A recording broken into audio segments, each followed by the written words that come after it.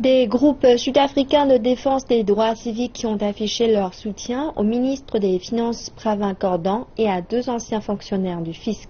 Pravin Gordhan a en effet refusé d'être interrogé sur une entreprise d'espionnage d'hommes politiques mise en place au sein du fisc sud-africain, le SARS, durant son mandat. Ce service aurait espionné des hommes d'affaires et des politiciens de premier plan soupçonnés de crimes organisés et le commerce illicite. Des militants sud-africains de défense des droits civiques se réunissent à l'extérieur du bâtiment où 2 anciens fonctionnaires de revenus de services sud-africains sont la cible des détectives des Hawks, un corps d'élite de la police. Ici, organisations et individus indiquent qu'ils affichent leur soutien et leur solidarité.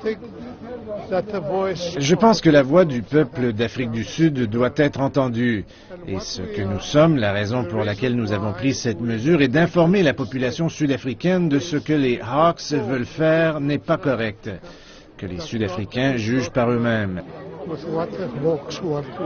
Bon nombre de ces groupes de défense des droits civiques estiment que l'enquête menée par l'organe d'élite de lutte contre la criminalité est un abus de pouvoir, une perte de temps qui n'a aucune chance d'aboutir. Eh bien, on aurait pu voir la fermeture dans les 5 prochaines minutes si les Hawks ou l'autorité nationale des poursuites avaient constaté la faiblesse de ces soi-disant allégations et accusations.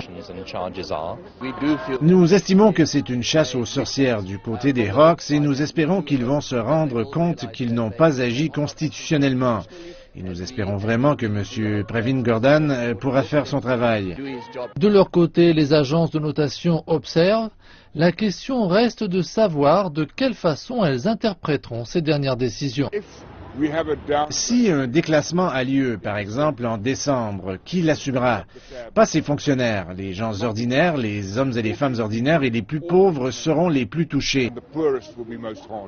En juillet, le rand s'est échangé à des niveaux jamais constatés après avoir subi une baisse de 5% en une semaine. Alors que le bureau du président a publié une déclaration de soutien, celui-ci n'a pas fait grand-chose pour calmer le jeu.